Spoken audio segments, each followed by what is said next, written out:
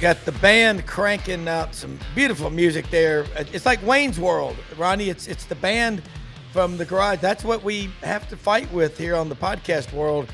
Can't go opening up with Jethro Tull or Iron Butterfly or some Skinnerd, which perhaps might get people to propose for marriage live on the show. Rob Browne, Ronnie Sanders here, Doug Dean, Kevin Scarbinsky, executive producer Brendan Martin. Lot to cover today. Football Power Index is out. Auburn's in the Super Regional in baseball, trying to get to Omaha, but tough opponent.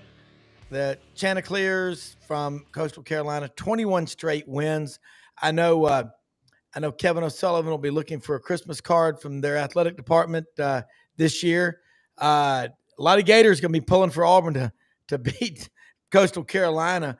And there is so much happening right now. The football magazines are out. And Ronnie, that means that kind of like, you passing the salt shaker to Elvis, take the top off and it's time to eat. It's time to talk a lot about Auburn. And who better to do it with than you and Doug and Kevin and people watching? No doubt. It's going to be an interesting offseason. I mean, Auburn is as we were talking before the show, Auburn's generating a lot of buzz, so it should be an interesting year. I was talking to Jay Jacobs the other day, and I said, it's been what, 50 plus years or longer since Auburn's had 4 consecutive losing seasons. So late 40s, longer than that. So yeah, can't 80 years. It's been a while, so things will get better. But Doug and Kevin. Man, y'all are keen observers on y'all pull out stuff every time when we're on here that's like, I didn't even think about that. So start with you, Kevin.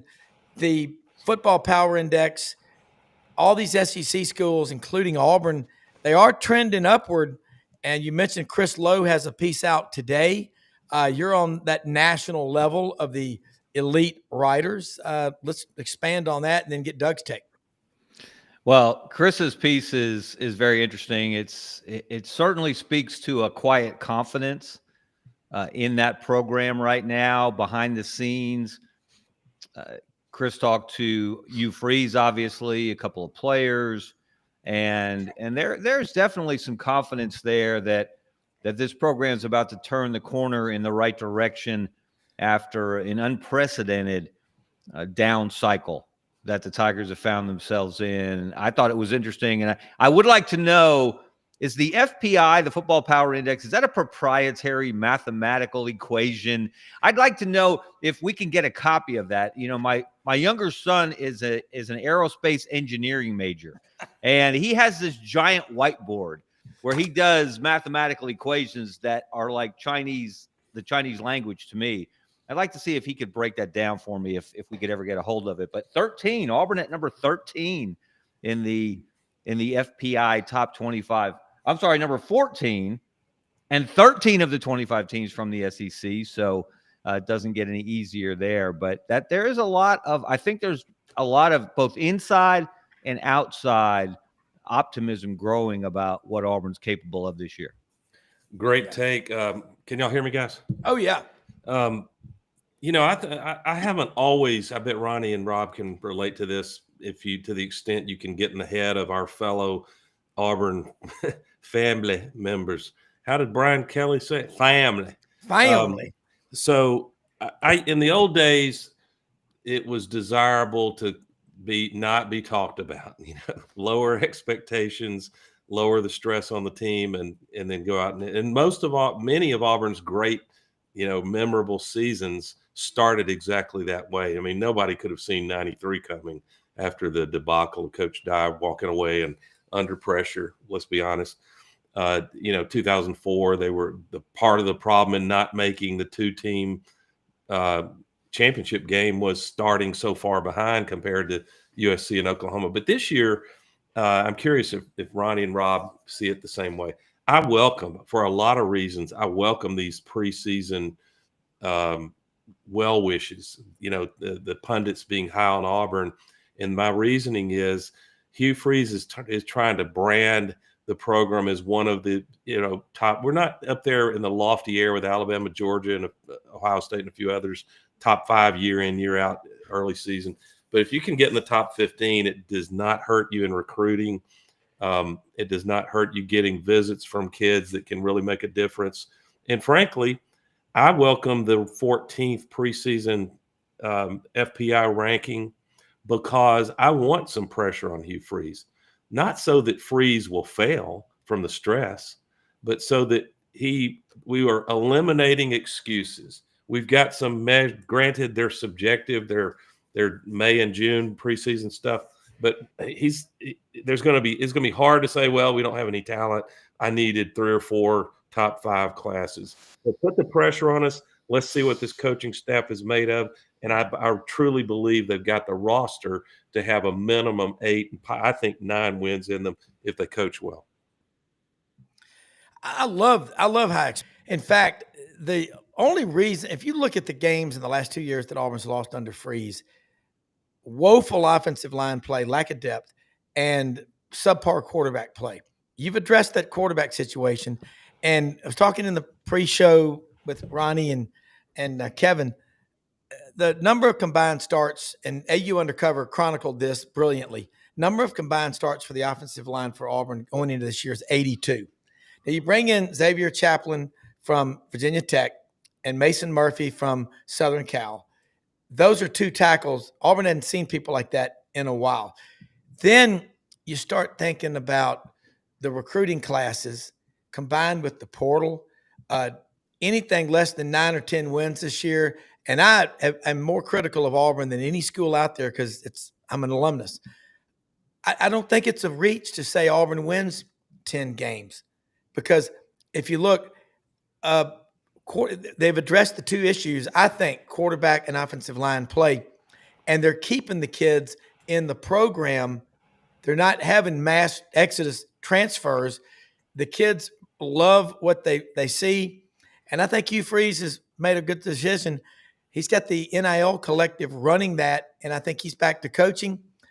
But still, they got to do better with the schemes. But I'm not surprised at all because if you think about Auburn in the last 5 years, losing to South Carolina back to back, they don't play them every year, but they hadn't lost to them prior to that since 1933.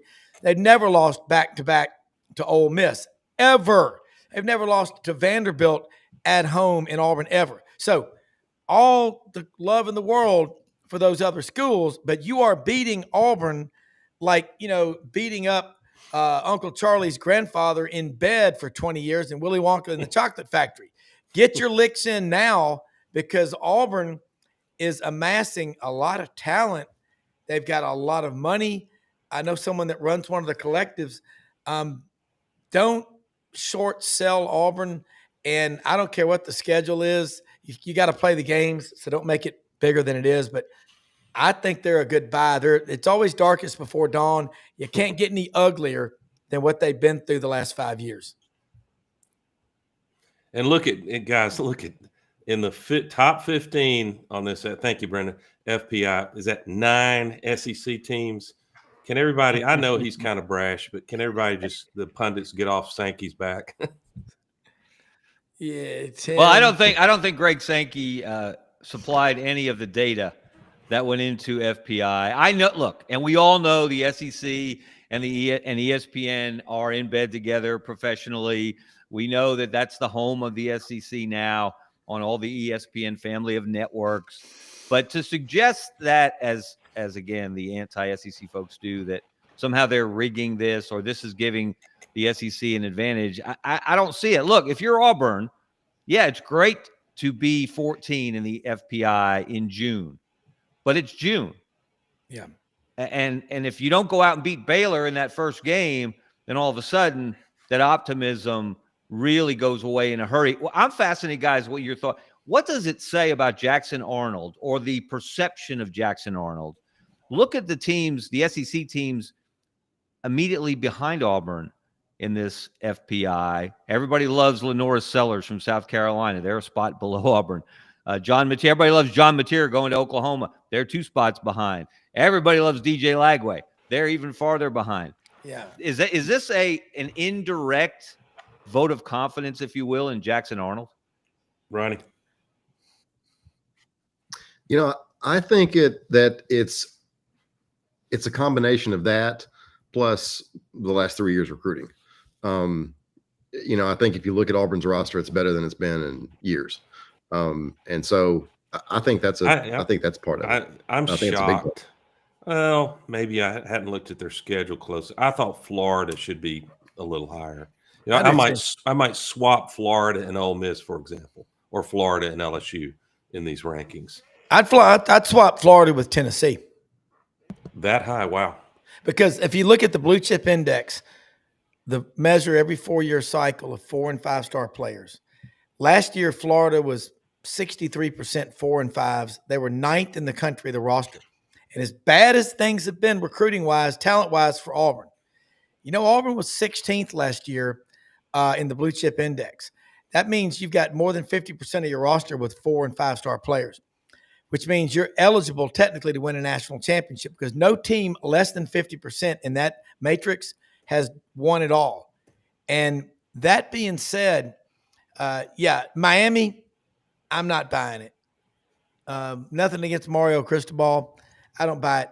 Tennessee, Josh Heupel, you've got a quarterback. Roman Harper said it on the show with Ellis Johnson Monday morning.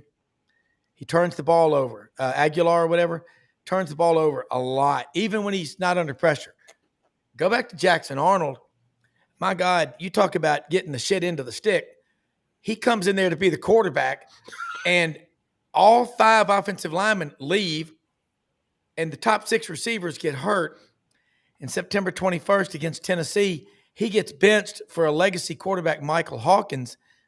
They give up 46 sacks last year at Oklahoma. He's got better offensive line, better personnel around him. I look at him like, Palantir today, the stock. It was way down early. You should have bought it when it was way down. You should have bought Auburn when they were way down. I just don't see Auburn getting worse. To answer, give another angle on Kevin's, as usual, provocative. I'm really enjoying your work lately, Kevin. We've had a revival of Scar. He didn't go. Scarbo didn't go anywhere, but he's turned the wick up. Congratulations on your work lately, Kevin. Thank you. I think what's happening with Arnold, you could ask the question, should Auburn be a few notches higher in FPI? I don't think so. I think 14 really is kind of sporty because you can't just ignore last season. And if you look at, I guess most people consider the undisputed number one quantitative nerd, especially here in the South, is Bill Connolly. If y'all read, really need your plastic pocket protector when you read his stuff. But his, what can kind of alarm you or sort of be cold water to wake you up about the downside risk for Auburn is the games that most of us would look at those logos on Auburn's schedule and say that I think that's a win, whether it's because it's in Jordan-Hare or you think Auburn just has more talent and can cause problems. A team, for example, Baylor. Auburn has more talent than Baylor, top to bottom, and more depth, and probably a few more elite, explosive playmakers like Coleman and Eric Singleton. I could name others, maybe Simmons. But what I think is going on, to Kevin's point, is a lot of these pundits are from Missouri. Rob, I like to say Missouri, not Missouri. I do too. Arnold is going to have to show me their thinking. Now, they're not going to say, I'm going to wait till November to show me. If he goes out and he beats Baylor and he looks good doing it, which won't be easy on a Friday night in Waco. It's probably going to be pretty warm, but it's warm for both teams, right?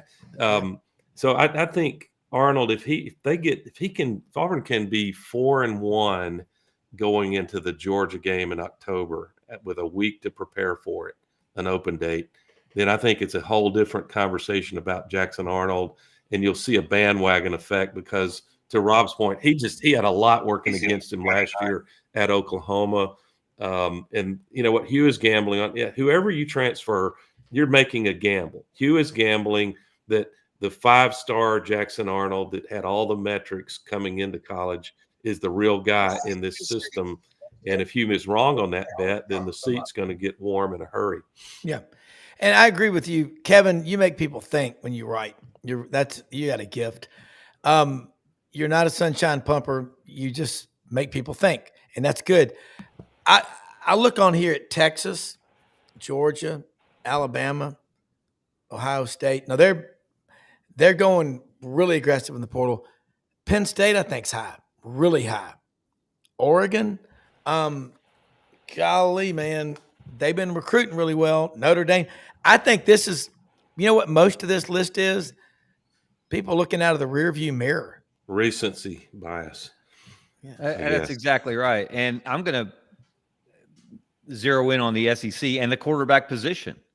You know, I think it's really hard to say there's a favorite for, you know, preseason SEC quarterback of the year. There are a lot of unproven guys at that position. And who is going to step up? And this is what I'm fascinated to see with Jackson Arnold, especially right out of the box on the road against the defensive head coach who knows how to scheme and put together a plan. How do they handle it when something goes wrong? Because as much as they may have a new feeling inside the building, inside the locker room, on the sideline, there are a lot of players with a lot of bad memories from what happened last year, especially early. How does this team respond when something goes wrong? How does Jackson Arnold respond to an early turnover? Do they revert to bad habits? Do they hang their head? Or do they shake it off, flush it, and move on? That's what I really want to see. I want to see when something initially goes wrong for Auburn, how do they deal with it? No question. Expand it beyond the SEC. If you go through that FPI list, there are precious few clearly proven QB1s across the whole top 25. And by the way, I don't count Arch Manning at number 1 ranked Texas, number 1 FPI. I think Manning's going to prove to be outstanding, but he was not perfect a year ago. And you go down the list, talk about the margin of error to the point where on the QB position alone, the safe bet would be this list of top 25 when we get to late November will be wildly jumbled with the rankings. You might see many of these still in the top 25, but I think the average movement up or down of these will be something like 8 or 9. You understand my point there? I do. Let me ask you guys this, because this has always fascinated me in all of these years and decades following Auburn and getting to know Auburn people. There is it's almost become a cliche at this point that Auburn performs better when it's not expected to perform well. And when it's expected to perform well, sneak up on people. Bad things happen. Yeah. 2003 comes to mind. And a lot of bad things happened after Auburn was, preseason number 1, according to, I think it was the Sporting News at the time. They weren't number 1, I think in the polls, but you can go back to 1984 being number 1, and losing their first 2 games, against 2 very good teams, but still same thing in 2003. Is there something to that, or is that something that, for example, it doesn't affect the players, this staff at all, but is it something that's still in the minds of Auburn people? And is that why it's important to come out of the box strong? Because last year, if you remember, they had what looked like the perfect schedule, 5 home games, 5 very winnable games on paper. And then you go out and lose to Cal, and you lose another home game to Arkansas, and you lose another home game to Oklahoma. And the season's over before you even get to Georgia. What do you think, Ronnie? Yeah. Yeah, I mean, I think it's important that Auburn has a good year, regardless. The preseason stuff. Auburn people certainly remember, when Auburn's not supposed to be good, end up being pretty good. You look at 2000 or 1993. You look at 2003. You look at 2013. There have been years where Auburn is expected to be bad and ends up being really good. As you point out, Kevin, the years at Auburn is expected to be really good. A lot of times that doesn't happen. So I'm not sure that matters to Freeze and the staff and all those things. I think for them, it's time. I mean, this is year 3, and they've recruited really well, and they spent a lot of money on NIL and a lot of money on facilities and on and on. And so I think and Auburn people are hungry. It's been a while. So, to Kevin's point, I think there absolutely is. And if it's easy to only say, confident things about Auburn, but if being real and being honest, I absolutely know. I've probably felt it more in the past than now, but there's a segment of Auburn people that just feel like, we just are more comfortable in the underdog role. We like pulling big upsets, many of which have been in Jordan Hare, which has earned. It wasn't given to Auburn. That they've earned this brand. Nick Saban himself said that place is haunted. And he said that last year on ESPN Game Day. But I think part of it too, Kevin, guys, is when the task, and give Alabama credit, give Georgia credit, of starting preseason number 1 or even number 2 and being asked to go wire to wire. Now, you don't have to be undefeated anymore, but you could ill afford more than one loss until the 12-team playoff. I guess we had one or two loss teams that snuck in somehow a couple of times. But so you've got a target on your back every single game. And I think some programs have had more practice. They've hardened themselves and they can deal with they just turn it into being the bully on the block, and they embrace that role. That's something Auburn did, to be fair, in 2004, wire to wire undefeated, 2010, wire to wire undefeated, with the additional burden of the whole world seemingly wanting Cam Newton to become ineligible. So it's a program that has done it before, but Auburn is playing catch up, I would say, with Georgia and Alabama in truly being comfortable in that, high expectation role and trying to go wire to wire to win a national championship. I think Auburn, though, there's also always been a lot of Auburn fans that woe is me, Horatio Alger. And I think that goes back to Auburn didn't have a college of business till 1967. Took a while for the captains of industry to start being produced by Auburn. College of Engineering's always been there. I think that's been a big part of it. And I think Auburn people are scared to think and dream big. They have Alabama husband or wife or friends. They're like, well, what are Alabama fans going to say? It's like when Auburn debated recognizing all the unrecognized national championships. Who the hell cares what fans of other schools think? But they let that, Gandhi said it best. I will never allow other people to walk through my mind with their dirty feet. And Auburn fans need to embrace that. And I think, Doug, you said something a few weeks ago that just resonates in my head every day. Auburn fans have come to they have to enjoy their championships in dog years, and especially football. Basketball, they're coming frequently now. Baseball, not winning the conference or the tournament, but getting to Omaha is a big deal. I think Auburn, I've never understood it, ever felt that this program is inferior. But I think if you go back to 1966 to 1980, that 14-year period, you had a president at Auburn, God love him, Dr. Harry M. Philpott. He used to say, well, it's fine if Auburn goes 7-4, 6-5, fine football team there at Auburn. That's okay. They didn't build a single building on that campus. Pat and I took over January 2nd, 1981. In 1983, and think about that in terms of today's dollars, there was $250 million worth of construction going on that campus. Athletics are your front porch, and Auburn people need to embrace and love high expectations. And the players, every player that comes to Auburn should say national championship. It's not national championship or bust, but that should always be your goal. Well, we had Jay Jacobs on the podcast yesterday. It'll actually go up tomorrow. But, he was talking about how much, after the 2010 national championship game, the Final Four, and on, how much applications rose from Auburn, and how many more people knew about Auburn and heard about Auburn. And so it's a big deal. I mean, as you're right, Rob, it's your front porch.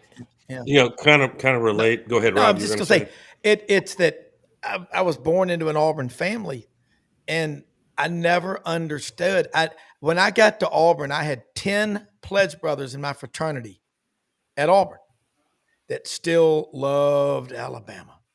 By the time we all graduated, every damn one of them was an Auburn man to the core.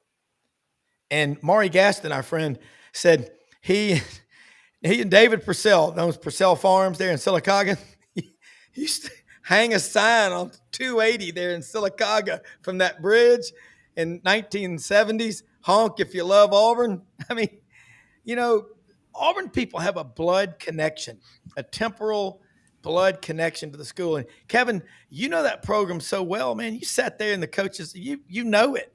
And that's why you can never retire. You can't, because you make people think. But I think that Auburn people in the past, I've asked them, they said, well, we don't want to be like Bama. Bama's got the greatest tradition in all of college football. Better than Notre Dame, in my opinion. But why not recognize all these championships? Like Tommy Tuberville said, it means a lot to those players on those teams. So, why not do it?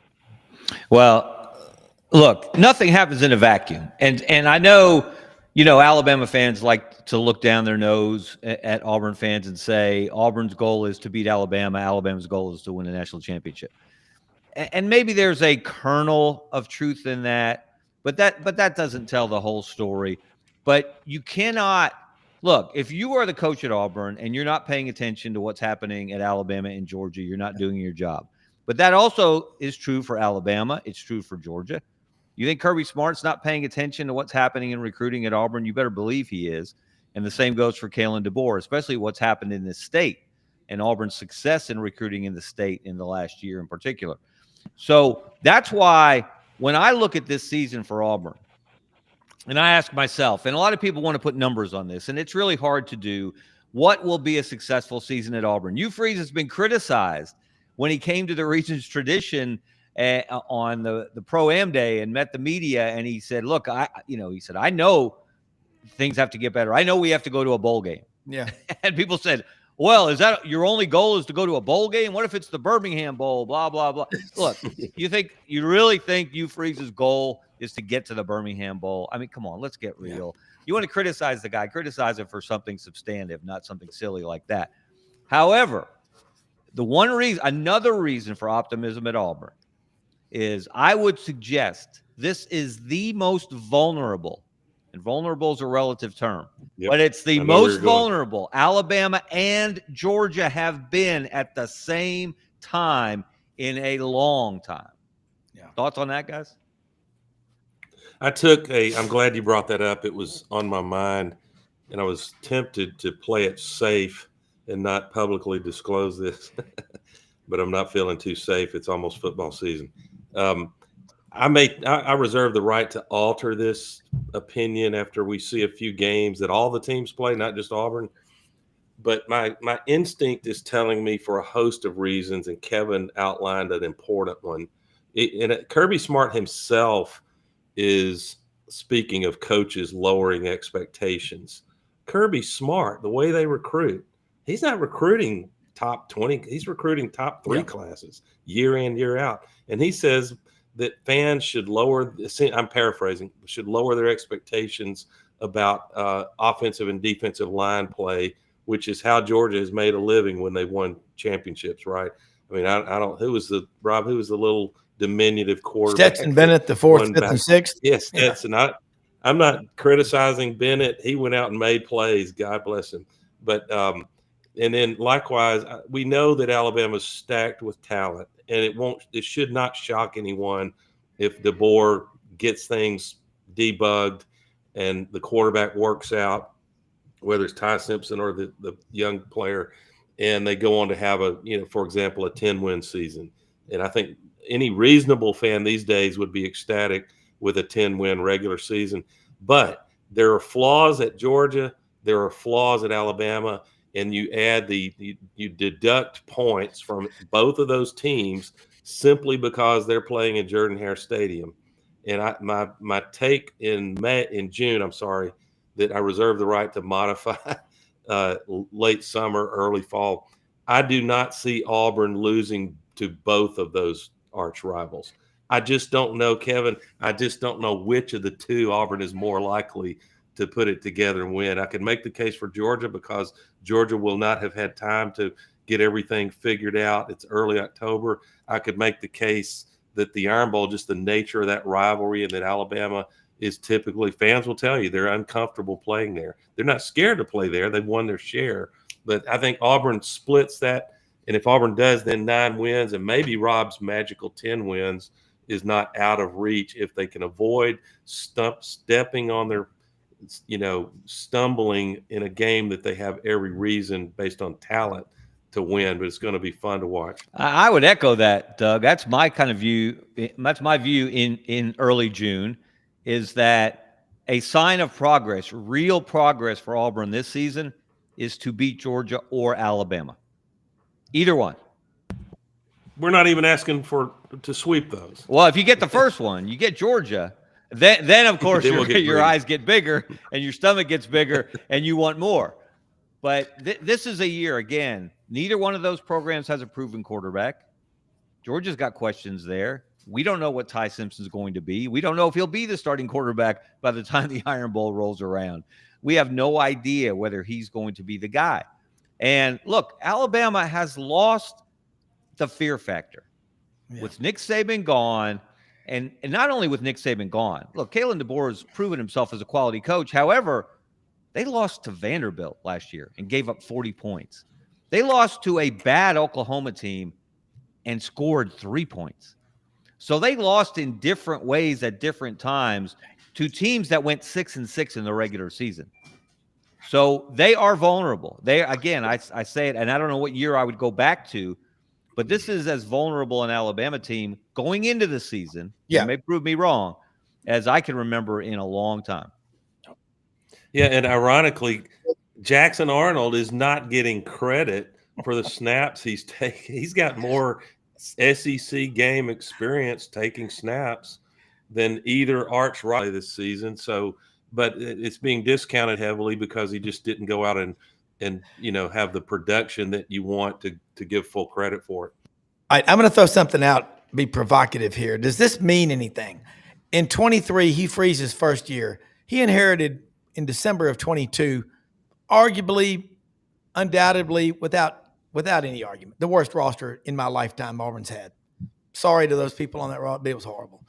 I mean, so they took Georgia down to the less than a minute with that island of misfit toys. Brock Bowers, the best player in college football, made the biggest play of the year for Georgia. Alabama, Saban's on top of the world. 87, 89% of that team are 4- and 5-star players. And albeit for arguably you have to be a living brain donor to have only rushed 2 against Jalen Milroe on 4th and 31. Auburn beats both of those teams with that roster. And now you start trending, and I'm looking at this like the stock market, which it's you start looking and going, you look at a program like Auburn, look at the significant increase in talent.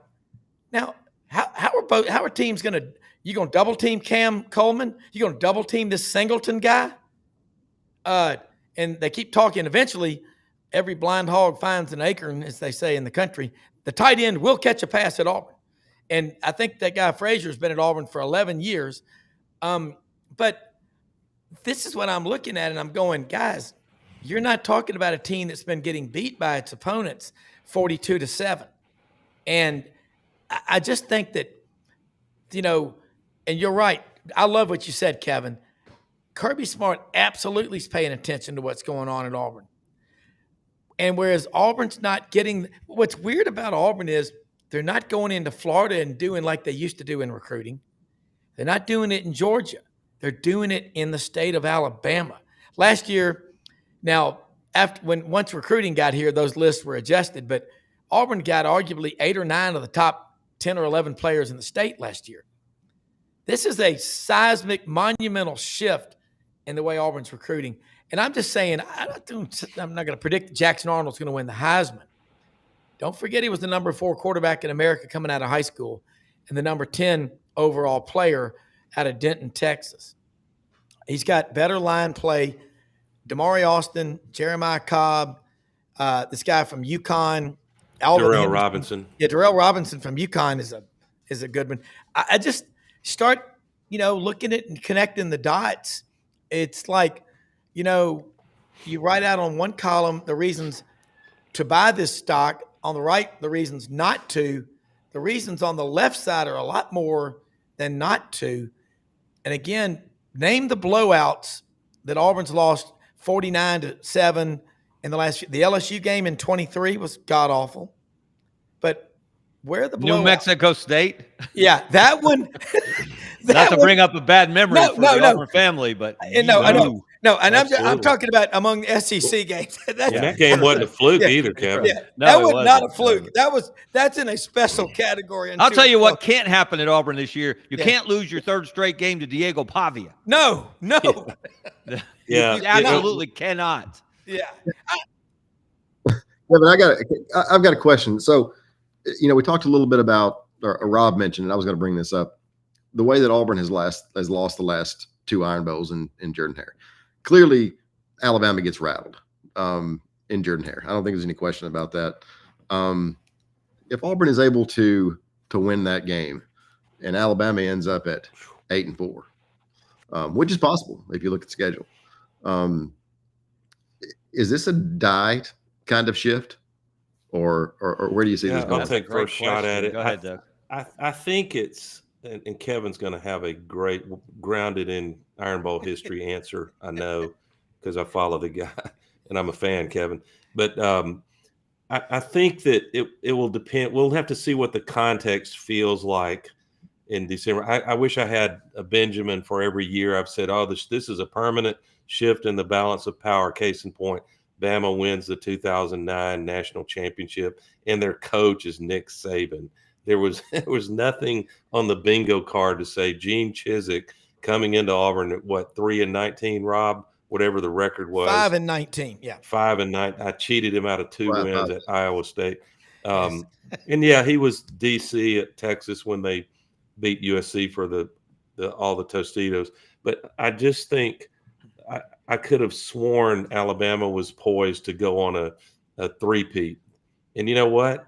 You can give them a sort of qualified three-peat. They went out after 2010 and won 2011 and 2012 national championship. But I think it's difficult with the Iron Bowl to use it as to portend some big shift in the balance of power. Now, what will tell us is if you see the combination of, I'm not predicting this, Alabama always has players, but if you have the combination of Alabama winning, let's say, fewer than 9 games and losing the Iron Bowl and entering the recruiting season and not holding up that top 3 to 5, let's just call it top 5 national recruiting ranking, then that starts to, I can promise you, that starts to worry people in Tuscaloosa, as it would worry any big time program, whether they're in Athens or Austin or even Auburn, if they can get things rolling. Kevin?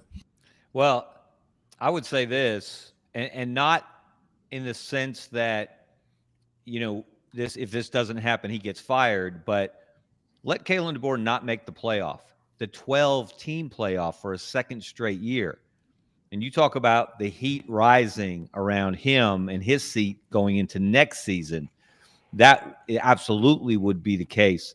And I think I'm right about this. Doug, as you were laying out your hypothesis there, I was going through my head. I think this is right. If you start with Paul Bear Bryant, only one, and he's not the answer, only one Alabama coach since 1958 has not lost in his first 2 years to Auburn. You guys want to take a quick guess who that coach is? Gene Stallings. Stallings. Gene Stallings. He won his first 3, Yeah. which was Pat Dye's last 3. And of course, we know what was going on with Pat, personally, his health and the program at that time. But yeah, Gene Stallings won his first 3 Iron Bowls. But every other Alabama coach, starting with Bear Bryant, lost either their first or second or both of their first 2 Iron Bowls. So that's Kevin, a hurdle to Kalen DeBoer has to overcome. Do we still? This is tongue in cheek, I promise, kind of. But do we have to count Iron Bowls that were played in, quote, neutral Legion Field? Yes, we do. Yes. I guess we do. Yes, you do. You do. But they sure felt like road games to, if you ask any Auburn fan. And But I've yet to talk to a dangerous. Bama fan that said Legion Field ever felt like a road game. You were saying, Kevin? You do make a good point, Doug, that it is difficult to know at the time that this is as Ronnie suggested, a rivalry changing game for both programs or either program. But that game certainly can change a lot of minds, can open a lot of eyes. And let's be honest, guys, Auburn, and I know this is a woulda, coulda, shoulda kind of thing, they should have won 4 straight Iron Bowls in Jordan-Hare Stadium. Yeah. I mean, absolutely. 4th and 31. They let 2021 get away with TJ Finley playing on one leg. Finley on one leg, and they should have won the game against the Heisman Trophy winner Bryce Young. And then we all know what happened in Gravedigger in 2023. What would have? It's interesting. What would have been different if Auburn won that? What turned out to be an overtime game in 21. 21. Yeah. That was Harsin. My bad. And then 23, unforgivable rushing 2 guys, which means rushing no one, and having a spy when the quarterback's not going to try to run 31 yards. It is not happening. And you give away, just choke that 4th and 31. What would be different coming into 2024? I think Auburn probably still goes 5-7 last year, even after beating Alabama in that previous Iron Bowl. I mean, the problems were still there. He was still restocking the coverage. I mean, do you get some residual confidence from having beaten Alabama? As long as Peyton Thorne's your quarterback. Yeah. I mean, and Connor O'Gara, Saturday Down South, is on our show a lot in the mornings. Talked about, I didn't know this until last year. It was a bombshell. He goes, he was benched 4 times at Michigan State. It's kind of like, how did Stephen Leith pass and not be vetted to become the president of Auburn, the $100 million mistake? Who hired Alan Green? Who hired, Brian Harsin? Ban all hot tubs. I'm just saying that for the record. But I'm curious about that neutral site. And I know, but I ask Texas and OU fans, does the Cotton Bowl feel it's slanted one way or the other? Jacksonville, Georgia, Florida. But I know in Birmingham, the people selling you hot dogs and hamburgers and Cokes and parking the cars and everybody there, that was a different, but you know what? It led to December 2nd of 89. But I'll throw this. This is something else. Offensive line play. That's the one area, and Jason Caldwell, AU Undercover, has brilliantly chronicled this like nobody else. He's like Peter Lynch in the Magellan Fund. But there were years after year after year, Auburn would have 11 or 12 offensive linemen. Some of them were converts. Alabama, Georgia, and LSU, 18, 19, and 20. Now, how in the hell are you going to compete? That's like trying to put Mildred on the front of the SI swimsuit issue. It's not going to sell. It's going to repel. And so I look at the offensive line play. Tyler Siskey talked about this Monday night, the Touchdown Club. He said, these kids now, the Joe Moore award-winning #1 offensive line in the country at Washington that played Michigan for the national championship. 2 of those starters went to Ole Miss last year. Neither one of them got on the field. It's because you've got offensive linemen. It takes a minimum 2 years to develop them. And now you've got a little bit of time with some continuity at Auburn. I think Jeremiah Wright at Auburn has been there for 12 years. He's outdone Major Ogilvy. But you've got some guys that have been there that have formed a brotherhood on the offensive line. I trust that guy to the left, to the right. I trust these guys. Trust is what builds relationships, and relationships are what builds trust. And again, I'm more critical of Auburn than any school, but these dots are starting to connect. That's maybe, and I'm not drinking coffee. This is water. Somebody agree with me or disagree? Well, look, if there's one position, no, you hit it on the head, Rob. If there's one position that has lagged behind quality SEC programs going back 4 or 5, maybe even longer years, it's been the offensive line at Auburn. And we all know it just didn't start with Harsin. It went back to Gus. He failed to emphasize it based on everything that I was told, that the way that Kirby Smart did, the way that Nick Saban did, the way you have to if you want to win a championship or even compete for one in the SEC. You got to be really good up front on both sides of the ball. And while Auburn has not been bad on the defensive front, it's the offensive line that's really held them back. If you're just going to look at one position group. Yeah. Yeah, I think Kevin's point. People ask me, at the water cooler at more formal gatherings, what is your big worry as far as one personnel group? And it's tempting to say running back, but I just don't worry. I think there's enough talent at running back that Hugh Freeze will find a way to have enough of a running game threat that it won't be Jarquez Hunter. His yak yards we're going to miss. There's a reason the Rams liked him so much. And somebody might surprise us and have a banner year. And I think if they do, like Damari Alston or Cobb or possibly Darrell Robinson, who, by the way, his teammate was on a visit last weekend, and Jeffrey Lee at On3 reported, and this is a high school 5-star kid, so discount it heavily. But the kid said, listen, about Darrell Robinson, my former teammate at Franciscan High in Maryland, the DJ Durkin pipeline. He said he has had a turf toe nagging injury for 2 years that slowed him down at UConn. He's well now. So the theory being you might see a different Darrell Robinson in that mix. So I don't worry greatly about the running back by committee personnel group as long as they don't put the ball on the ground. You remember John Heisman, guys, holding a football before his running back group. Gentlemen, if you fumble this football, it would be better that you had died as a small boy. So I worry about offensive line, but not the entire front. That, you got to see Xavier Chaplin show up and be a big improvement on left tackle. And then on the interior, I don't worry about Connor Lew center. He's going to get drafted high. But they got to stay healthy, and they got to become a cohesive group of guys with a bad attitude that like to run block and take it personally that they protect their quarterback.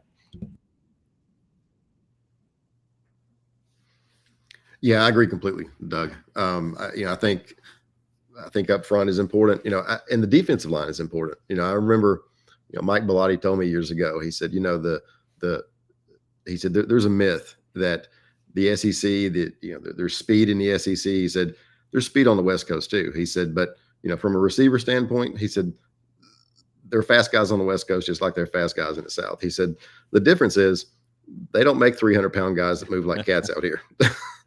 And talking about at Oregon or on the West Coast.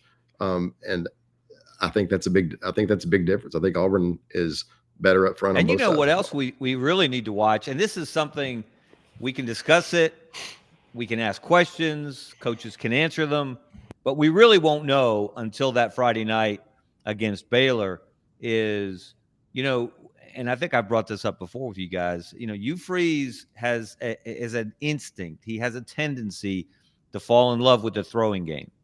And particularly in short yardage. I can't tell you how many Auburn games I watched last year, and they were in short yardage or in goal line, and you got Jarquez Hunter in the backfield, and you're putting the ball in the hands of Peyton Thorne to make a decision, an RPO, whatever it might be. And it was just maddening to watch. And again, that's Hugh's MO, though. That's his history. Can he develop? Let's not forget he was out of the game. He's been out of the big time until the last couple of years. So he's still evolving as a head coach. Will he evolve on that point in particular? That's what I want to see. Well, am I right? I think I'm right, well, guys. that Oklahoma linebacker, same guy, Kip somebody, had a pick six against both Alabama and Auburn. God, that's a resume item. Ronnie, you were going to say something? Yeah. Yeah, Kevin, you make a great point. I was talking to a well-known former SEC head coach a couple weeks ago, and he said he was talking about Jarquez Hunter and why Freeze didn't give him the ball more. He said, he just can't help himself. He's like, his instinct is to throw the ball, and that's what he wants to do. That's his thing. So, he's either going to throw it to those big receivers and make them make plays, or he's going to have a little bit more discipline and run the ball on 3rd and 1, 4th and 1. Auburn people want you to run the ball when it's short yardage. We can live with getting stopped right there, right? Right.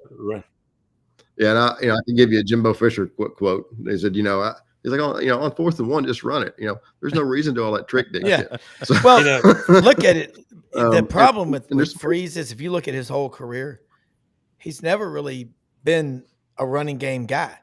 In 14 and 15, he had those 2 big seasons. Other than that, the reason why I think a lot of people are hesitant to put Auburn way up there is he's an 8-4 coach. What did he do at Liberty? I mean, but now, okay, well, he's at Auburn. He's got better resources. That's why I think there is okay, now he's got this. But if they don't change the schemes that they run on offense, nothing's going to change. Y'all are right. Auburn was giddy on Wednesday after they'd beaten Kentucky when they had Vanderbilt come into town. Auburn doesn't get giddy beating Kentucky. The last time Auburn lost to Kentucky in Lexington was 1966. But they did. They followed that up with a win in Kentucky by losing to Vanderbilt. And I know they don't play Auburn every year, but Auburn doesn't lose to Vanderbilt. Remember in Kingpin, you lost to a B-team bowler. He went crazy on, Ishmael Borg. I think that Freeze is at a place that he has resources he's never had before. That's why there's upside. Well, here's another question. Let me ask this question, Doug, and see what you guys think. He has a weapon now in Jackson Arnold with his legs that he didn't have. Now, Peyton Thorne wasn't a bad runner. He wasn't a statue back there. And remember the Georgia game in Jordan-Hare 2 years ago. Peyton Thorne, I don't know how many yards he ran for. I know he had he broke off one long run during that game and really helped the offense. Jackson Arnold could run it. Go back and look at Jackson Arnold's throwing statistics against Alabama last year. They were not good. But he had a nice game in the run game that opened up some things for Oklahoma. Now, they didn't hang a lot of points on Alabama. It was 24-3. They didn't have to because Alabama scored only 3. But how much does he incorporate Jackson Arnold into the run game with designated calls? How many RPOs does he call? He loves to call those. And can Jackson Arnold take advantage of things that maybe Peyton Thorne didn't? Another thing that I'm anxious to see, I want to fast forward the calendar to that first game against Baylor. Yeah. Great coaches. That's not original, and I'm probably going to bastardize the actual quote. So help me out, guys. Always backstop me on quote accuracy. But something like the spirit of it is, the good coaches break tendencies for one game, but the really great coaches set up tendencies that opponents will see 3, 4, and 5 games down the schedule. And I've been thinking, and it's not going to happen because we know who Coach Freeze is by now. But I'm telling you, because of the hazards of going into Waco on a Friday night when you haven't debugged everything, I don't care how talented you are, it's very common to see, especially on offense, execution have some challenges in those opening games, especially when you're on the road. But I've been thinking, to me, a brilliant and very unexpected coaching move Freeze could make in that Baylor game is to tell his team privately, not to be talked about in the media, in this opening game, we're going to build the foundation of an effective running game.